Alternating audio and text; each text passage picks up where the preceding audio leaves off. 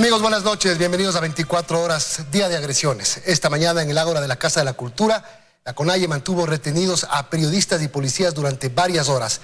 Ellos realizaban su trabajo periodístico y cuando quisieron salir para procesarlo, no les permitieron. Hola, Liz. Hola Milton, amigos, buenas noches. Luego de varias horas pudieron abandonar el Ágora, esto luego de consignas y discursos de dirigentes indígenas en contra del gobierno, anticipando que siguen con su medida de hecho. Aquí les reseñamos lo ocurrido hoy. Debe comunicar de manera urgente que no pueden hacer ningún desmán aquí. De esta manera, la organización indígena mantuvo retenidos a los periodistas al interior del Ágora de la Casa de la Cultura. Nuestro compañero Freddy Paredes realizaba el trabajo de cobertura de esta reunión. Señor Isa, con mucho gusto, yo he recogido toda la información que he visto y he presenciado aquí y quiero llevarme a procesar esa información para emitirme en mi canal de televisión. Cubran lo que vienen los muertitos y nos vamos todos. Sin embargo, esto pasó cuando quiso salir. A mí me han preguntado si estoy secuestrado o no. Yo he venido voluntariamente y para confirmar que no estamos secuestrados los periodistas, queremos irnos los que necesitamos hacer nuestro trabajo para que se difunda a través de nuestros medios. Uno por uno, los miembros de la dirigencia indígena preguntaban a los reporteros, a los periodistas, camarógrafos, si estaban o no retenidos. Permítanos solamente cumplir con nuestro trabajo. Nosotros estamos aquí trabajando, como ustedes exigiendo un derecho importante. Sin embargo, así ellos insistían en que no debían dejar el lugar. Ya pues, compañeros, traigan las unidades móviles para transmitir aquí. Previamente, en este sitio, la Asamblea Indígena mantenía retenidos también a miembros de la policía. También, de uno en uno, preguntaron cuál era su estado al interior del Ágora de la Casa de la Cultura Ecuatoriana. Brindamos las garantías a uno de sus líderes para que vengan caminando desde la Veintimilla. Por delante pusimos esa decisión y esa colaboración de darles el aval de seguridad y que ya íbamos a descartar la violencia. Por eso hemos llegado acá. También en ese espacio habló una persona con uniforme militar.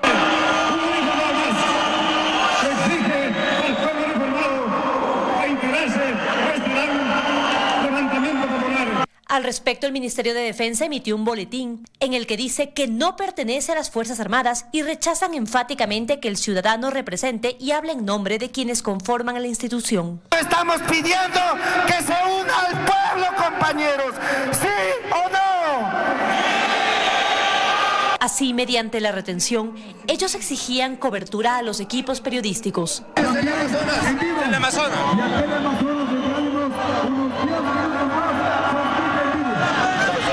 Dejando de lado que en días pasados, también en todas sus actividades, como la marcha indígena, los medios les dieron cobertura y hablaron con los dirigentes. Logramos salir. Pasaron horas antes de que los equipos periodísticos pudieran dejar el lugar. En Quito, María Gracia Acosta, 24 horas. Sí, justamente cuando Freddy Paredes y su equipo lograron salir del Ágora de la Casa de la Cultura, fueron víctimas de una brutal agresión, sobre todo nuestro reportero Freddy Paredes, también sus camarógrafos Stalin Sandoval y Freddy Toapanta. Estamos preparando la nota al respecto, ya mismo se las vamos a presentar. Mientras tanto, les contamos que 7 personas fueron detenidas tras el ataque al fuerte militar Marco Aurelio Subía, ubicado en el sector de la Balbina, al suroriente de Quito. Según el comandante de ese regimiento, fueron cerca de 1000 personas las que ocasionaron desmanes ayer.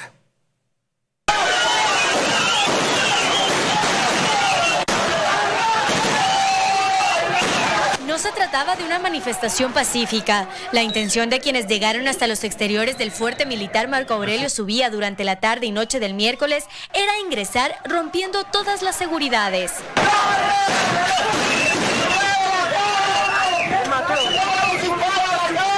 Se pudo confirmar por un sistema de inteligencia que se debía a una información falsa, irresponsable, de personal que a través de redes sociales difundió que el presidente de la República estaba aquí. Esta información motivó a la población para que tomara una actitud violenta.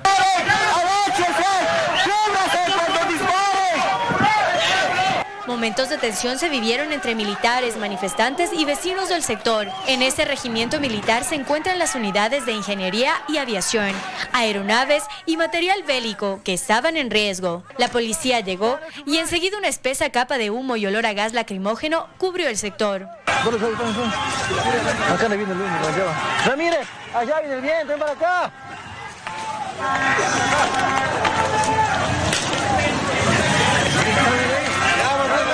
No se trata de población común, sino que existen personal organizado e infiltrado que tiene características de delincuencia. Las autoridades señalaron que los manifestantes utilizaron artefactos que nunca antes se habían visto en este tipo de protestas, como por ejemplo tubos que disparaban petardos. Producto de este enfrentamiento, 10 militares resultaron heridos y 7 personas fueron detenidas, entre ellas vecinos del lugar, que aseguraron que los militares irrumpieron en sus viviendas. Eso es una información falsa. Los militares defendieron el campamento. En ningún instante las fuerzas militares salieron del campamento en persecución o a allanar ninguna vivienda.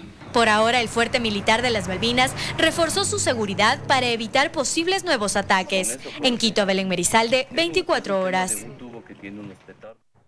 De a poco la capital de los ecuatorianos empieza a normalizarse. Durante este día los ciudadanos retornaron a sus labores y a sus actividades cotidianas. La Policía Nacional y las Fuerzas Armadas despejaron los pocos focos de protesta que aún quedaban. Nuestro compañero Paul Cuello se encuentra en uno de los puntos céntricos de Quito para contarnos más detalles. Hola Paul, buenas noches, adelante con tu informe. ¿Qué tal compañeros en estudios, amigos televidentes? Buenas noches. Así es la situación aquí en la capital de los ecuatorianos. De a poco empieza a normalizarse. Hemos realizado algunos recorridos por la capital y pues hemos observado que el servicio de transporte público empieza a laborar sin ningún problema. También hemos visto a ciudadanos que de a poco se reintegran a sus labores y a sus actividades cotidianas. Esto gracias a operativos que ha realizado la Policía Nacional y las Fuerzas Armadas para desalojar a los focos de protestantes que se encontraban desplegados en algunos puntos de Quito. Tenemos un informe preparado de los recorridos que hemos realizado este día durante esta jornada en la capital. Veamos. Realizamos un sobrevuelo por la capital de los ecuatorianos y este era el panorama, un ambiente calmado, aparentemente tranquilo y moderado. Pasamos por la Ruta Viva, fuimos desde la Simón Bolívar hacia el sur de la ciudad, sobrevolamos desde Tambillo hasta Loac y regresamos. Todas esas vías que he mencionado están expeditas y está fluyendo el tráfico. Este jueves en Quito se respiró un aire más sereno. Después de varios días de haber sufrido actos vandálicos y violentos, ya observamos un escenario diferente. El tráfico vehicular empezó a generarse. La ciudadanía salió a laborar. Los diferentes medios de transporte están funcionando, transporte pesado está trabajando, transporte inter e intraprovincial están trabajando, el transporte urbano, como ustedes pueden ver, el día de hoy en las ciudades ya empezaron a funcionar normalmente. Desde muy temprano se desplazaron hacia la Panamericana Norte en un mega operativo. Miembros de la Policía Nacional, de las Fuerzas Armadas y agentes de tránsito y de control para desalojar a protestantes que se encontraban en San Miguel del Común de Calderón y habilitar la vía. Recuperado el Carapungo, hemos recuperado el redondel de Hualo. Ahora mismo nos encontramos en uno de los puntos más transitados de la capital, el redondel de la América y Naciones Unidas. Como podemos observar en imágenes, en la avenida Naciones Unidas ya empieza a regularse el tráfico tradicional de aquí de la capital. Acá también en la avenida América, pues de a poco el tránsito vehicular empieza a regularse, un tránsito tradicional de la capital de los ecuatorianos. Esto, como les habíamos mencionado en el reportaje, gracias a los operativos de control realizado por la Policía Nacional, las Fuerzas Armadas y entidades municipales. Esperemos que de aquí en adelante, en los días siguientes, pues la situación aquí en la capital continúe de esa misma manera, que empiece a normalizarse ya las actividades cotidianas en los quiteños, pues después de haber vivido días difíciles, se viene un feriado y esperemos que la situación continúe de esa manera. Compañeros en estudios continúan con más información en estudios. Buenas noches. Gracias, Paul. Y también regresa la calma al centro de Guayaquil, donde ayer hubo manifestaciones. Realizamos un recorrido y constatamos que la actividad comercial se ha retomado en medio de la inconformidad por varios días de pérdidas económicas. Carlos Acoto nos tiene más detalles. Hola, Carlos. ¿Qué tal, amigos? Muy buenas noches. Nos encontramos en el centro de Guayaquil, exactamente en la intersección de las calles Pichincha y Luque, donde las Fuerzas Armadas han desplegado un operativo para garantizar la seguridad del casco comercial aquí en el puerto principal. Horas más temprano hicimos un sobrevuelo y pudimos constatar que las principales vías de la provincia por las que se accede a Guayaquil están completamente habilitadas. Ha sido la constante durante este jueves 10 de octubre, donde no se han registrado bloqueos de vías. Es así como de a poco se empieza a recuperar la normalidad en la provincia y sobre todo aquí en Guayaquil. Nosotros hicimos un recorrido donde pudimos constatar que el comercio paulatinamente se empieza a reactivar. Les hemos preparado un reportaje al respecto. Adelante. Octubre usualmente es un mes donde las ventas repuntan en Guayaquil, pero una semana de paralizaciones y protestas han golpeado al comercio. Erika, quien vende periódicos en el centro de la ciudad, cuenta las pérdidas económicas que ha sufrido en estos días. $20 diarios. Imagínense, son 6 días, son $120, algo para la gente pobre, pues no. La gente que tiene dinero, claro, no le interesa porque no le afecta el bolsillo a ellos.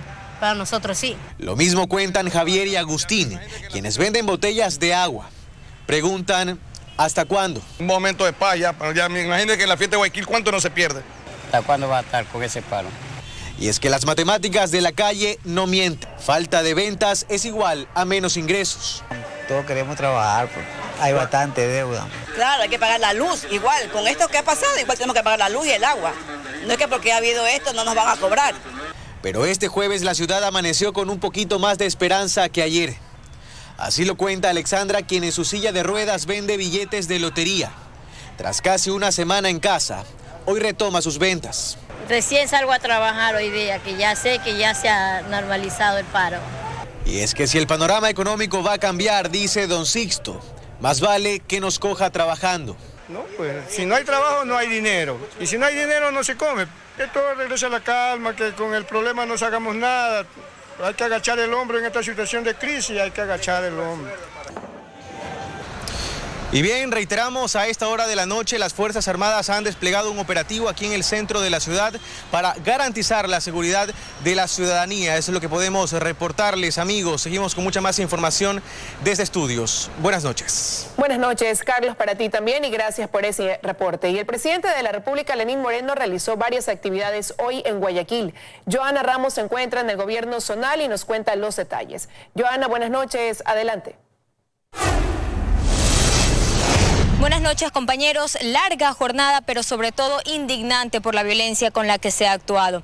Yo me encuentro aquí en el gobierno del litoral en el norte de Guayaquil, desde donde hace algunos días el gobierno sesiona luego que trasladó sus actividades al puerto principal. El presidente Lenín Moreno mantuvo reuniones esta mañana con varios de sus ministros y asesores, pero también dio una entrevista a una cadena televisiva internacional. Ahí básicamente recalcó que no dará marcha atrás con las medidas económicas impuestas, como por ejemplo la eliminación a los subsidios, y dijo también que el gobierno está recabando pruebas de quiénes serían los autores detrás de los hechos violentos en estas manifestaciones de los últimos días. Escuchemos.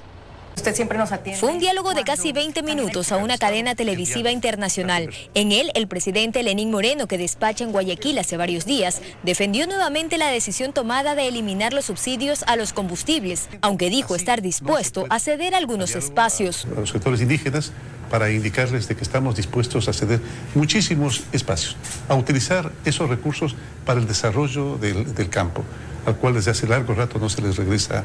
A ver, desarrollar el campo, qué sé yo, silos, maquinaria, equipos, semillas certificadas. Sobre las protestas violentas que se concentran en la capital, el primer mandatario las calificó como un proceso de desestabilización y reiteró los nombres de quienes dice son los responsables. No se asombre usted, y estamos teniendo ya las pruebas de que hay gente de las FARC inmersas, porque casualmente el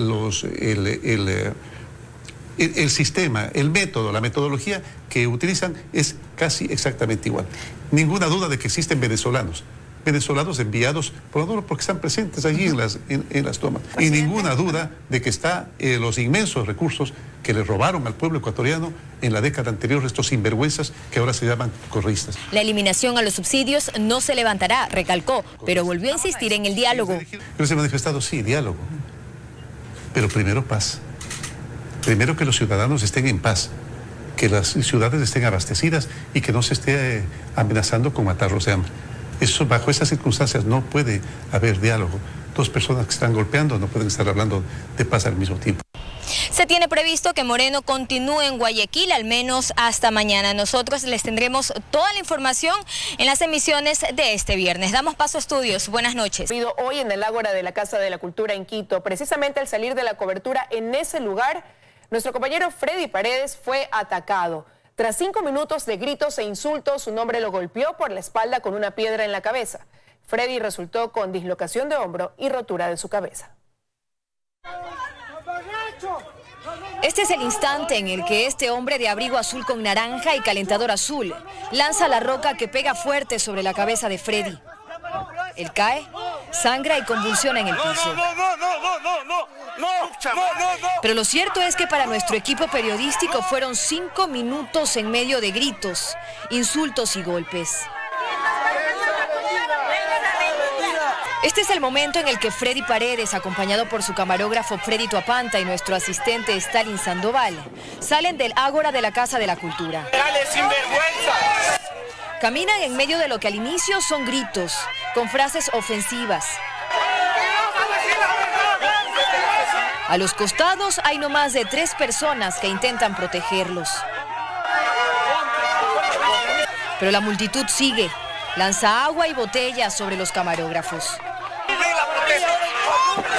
Una vez más, quienes intentan protegerlos les advierten que hay policías. De pronto, la protección ya no es suficiente. Cruzan la calle y ahora tierra y piedras llegan de todos lados. Mientras Freddy Paredes mira hacia atrás de donde venían las agresiones, es atacado con un golpe. Lo esquiva. Sigue recibiendo agresiones por parte de este hombre. Cae al piso y en el suelo lo patean en el rostro.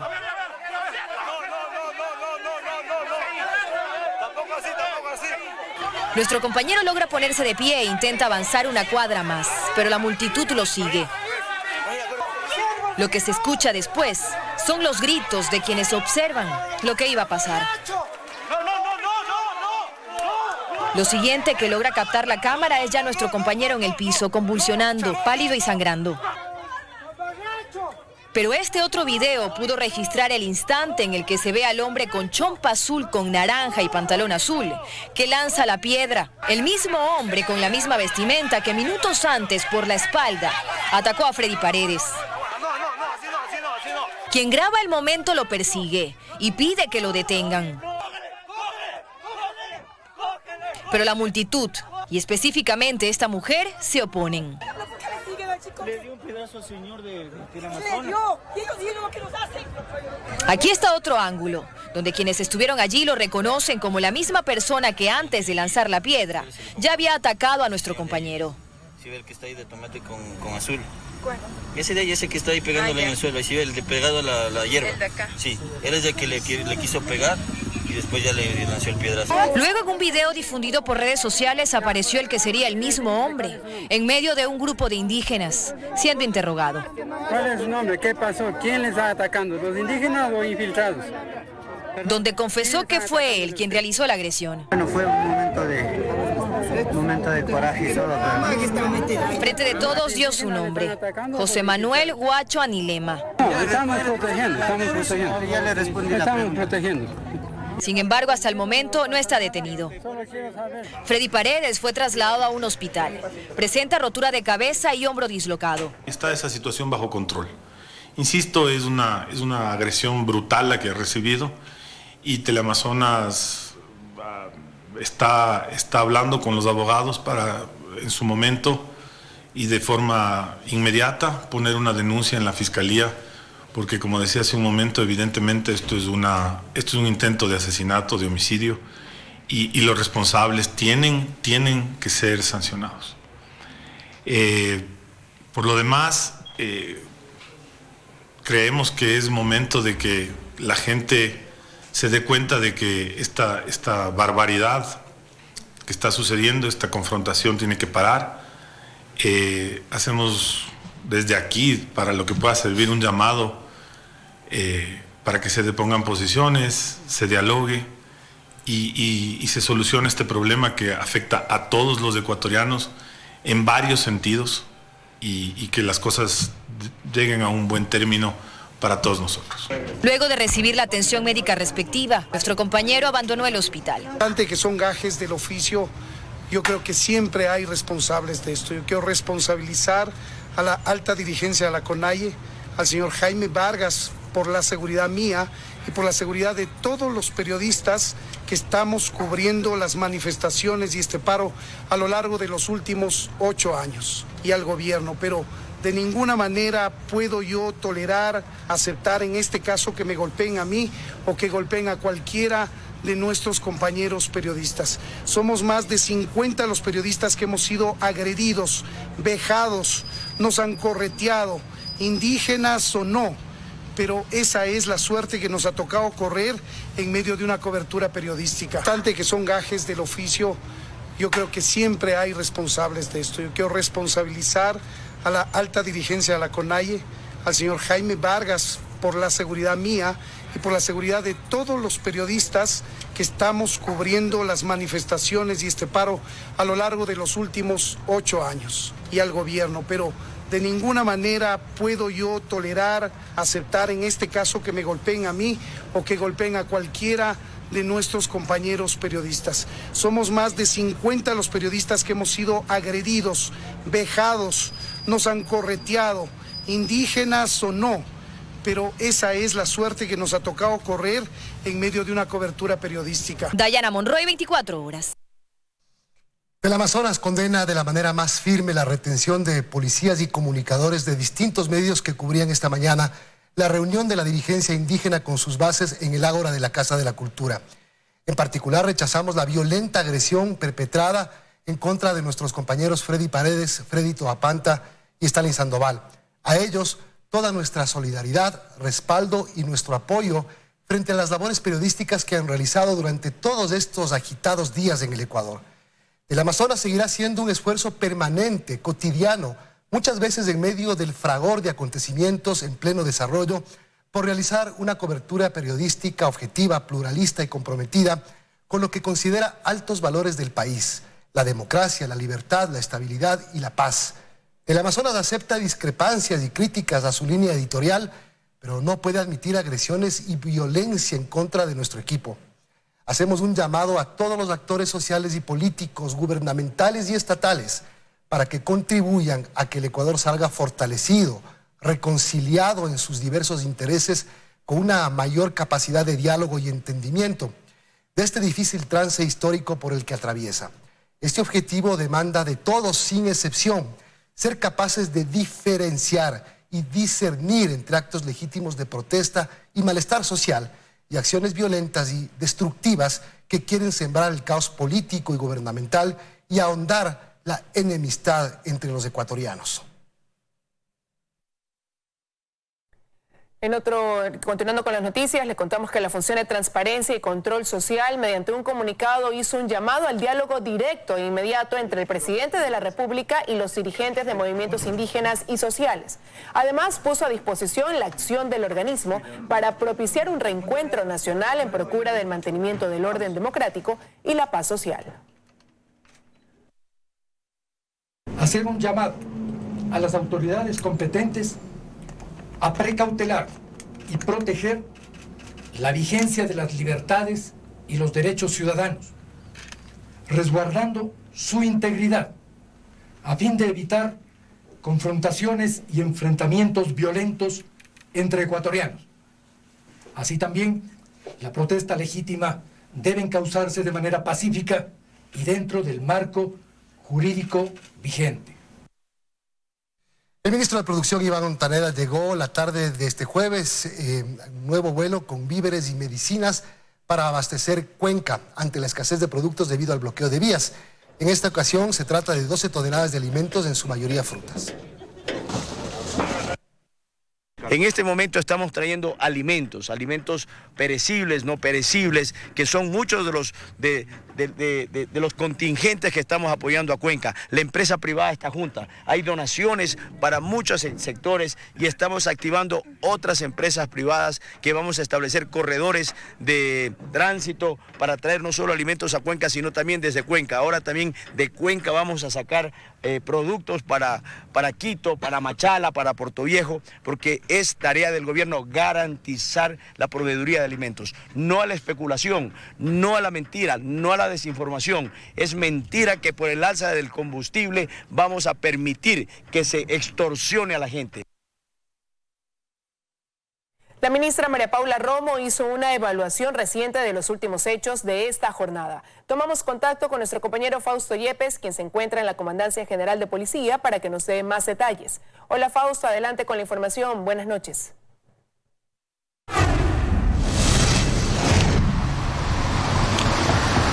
Sí, gracias. ¿Qué tal, amigos? Buenas noches. Hace pocos minutos la ministra de Gobierno, María Paula Romo, confirmó en rueda de prensa la detención de 17 personas en el aeropuerto Mariscal Sucre de Quito, en Tababela. Estas 17 personas, según se ha confirmado hasta el momento, uno es de nacionalidad ecuatoriana, el resto son de nacionalidad entre venezolana y cubana. Se los habría identificado por su dialecto. En algunos casos no se cuenta con la identidad de los ciudadanos detenidos. En su poder se habría encontrado fotografías de la caravana del vicepresidente, fotografías del avión presidencial, y esto es precisamente lo que de momento se está investigando. Los detenidos han sido ya sometidos a una audiencia de flagrancia. Está en este momento esperando ya el proceso que inicie por parte también de la Fiscalía. Están a órdenes de la justicia. Esto fue lo que dijo María Paula Romo respecto de esta detención.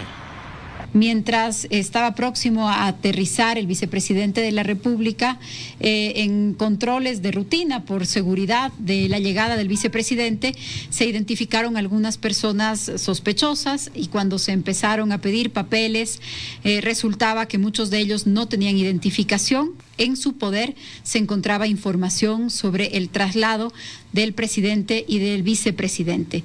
En su poder también se encontraron un bate, un tolete, un cuchillo.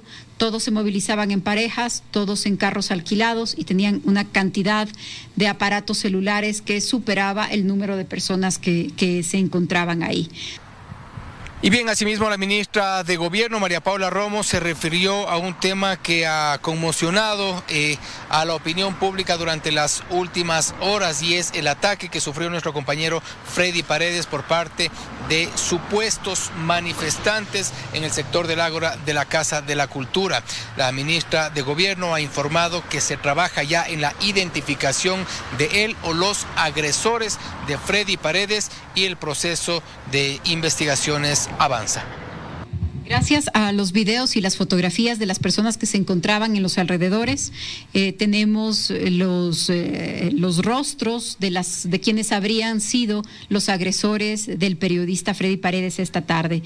Con esos rostros y con esa identificación hemos abierto ya una investigación y vamos a seguir todos los pasos legales. También, por supuesto, vamos a compartir y a publicar esas fotos, y les pedimos que ustedes también lo hagan para que las personas nos ayuden también a identificar a quienes estuvieron ahí. Nosotros seguiremos el proceso investigativo normal de la policía, pero al tratarse de un hecho tan público, es probable que también tengamos información que aporte la ciudadanía, que pueda identificar a quienes intervinieron en el hecho.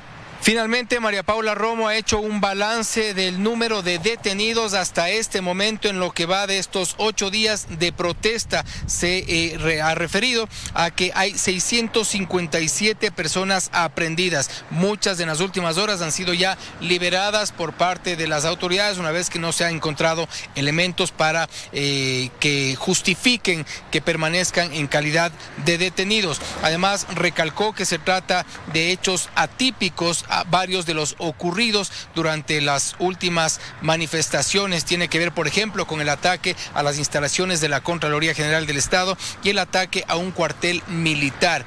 Esto ha mencionado como hechos atípicos que desde ya están siendo investigados para dar con el origen y cuál ha sido la motivación para que los manifestantes lleguen hasta estos lugares. Es lo que les podemos informar desde la Comandancia General de Policía, donde se dio esta rueda de prensa con un balance general de los hechos más recientes en el contexto de las manifestaciones y esta paralización que cumple ya su 8º día. Amigos, seguimos con ustedes y más. Una buena noche. Buenas noches, Fausto. Gracias por el informe.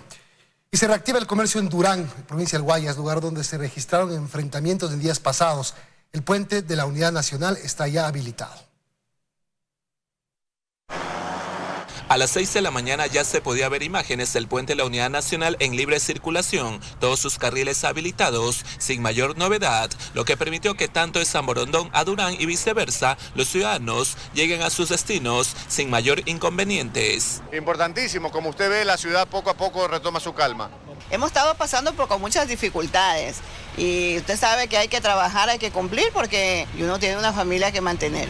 Por la tarde se vio más carros circular. En cuanto a la presencia de los elementos del orden, siguen controlando ante cualquier situación que se presente. Todos los caminos están abiertos. Durante los enfrentamientos, 12 personas fueron detenidas. Atrás quedaron los incidentes. Como el comercio no se detiene y los durandeños quieren trabajar, los dueños de los negocios volvieron a abrir sus puertas para atender a los clientes. Limpiando las aceras, encontramos a Juan, mientras que Rosita atendía su cafetería.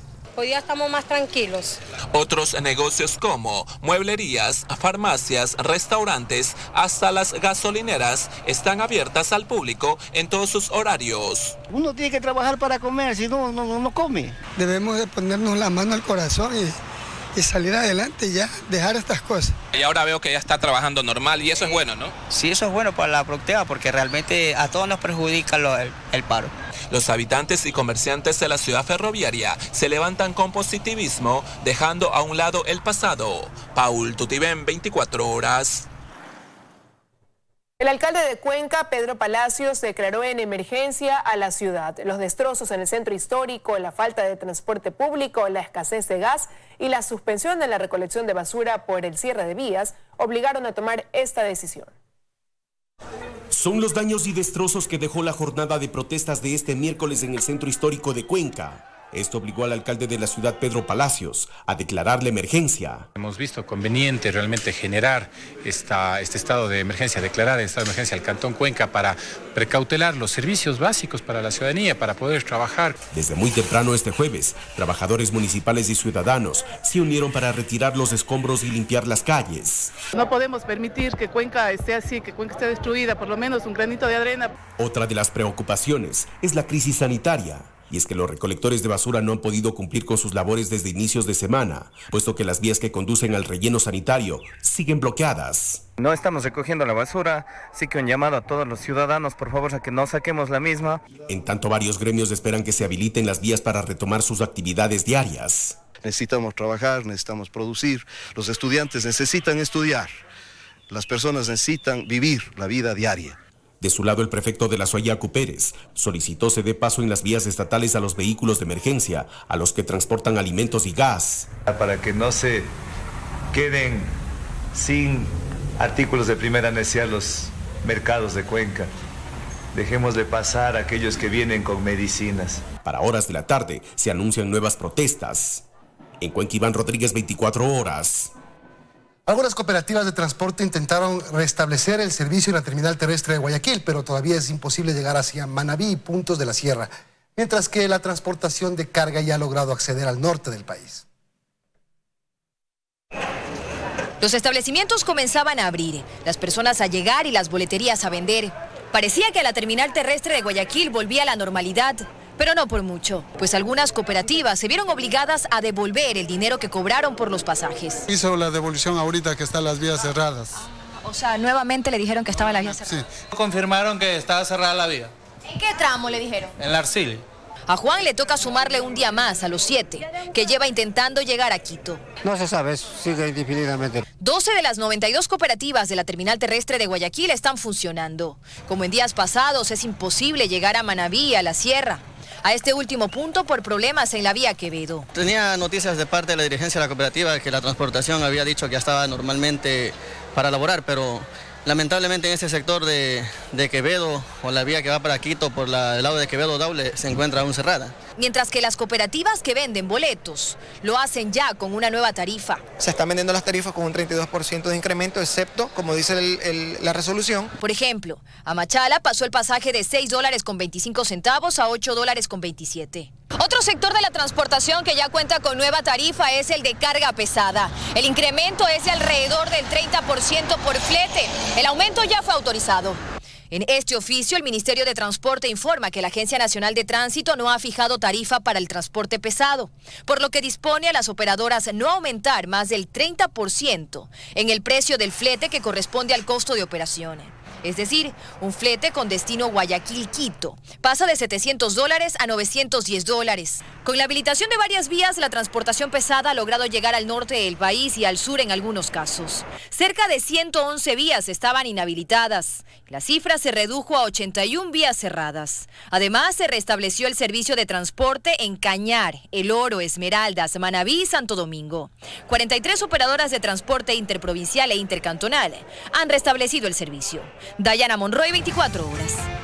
Un nuevo amotinamiento en la cárcel El Rodeo en Puerto Viejo alertó a la policía y a guías penitenciarios. Esta vez el altercado fue controlado a tiempo y no se registró ninguna evasión, a diferencia del miércoles, que escaparon más de 80 internos.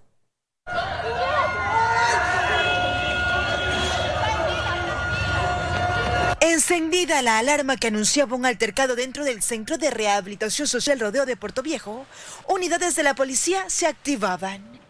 Inicialmente se habló del intento de fuga de un interno, pero la información fue descartada al realizar una inspección y cotejamiento del número de reos, mientras que los familiares de los internos viven en zozobra. Ahorita de mañana los han movido y por un amigo que nos llamó que los han movido, no sabemos a dónde los tienen. Se refiere a los internos que fueron recapturados la noche del miércoles. Más de 80 personas privadas de su libertad habrían evadido la seguridad tras someter con cuchillos a los guías penitenciarios. Ya fue la audiencia anoche, solo estamos esperando.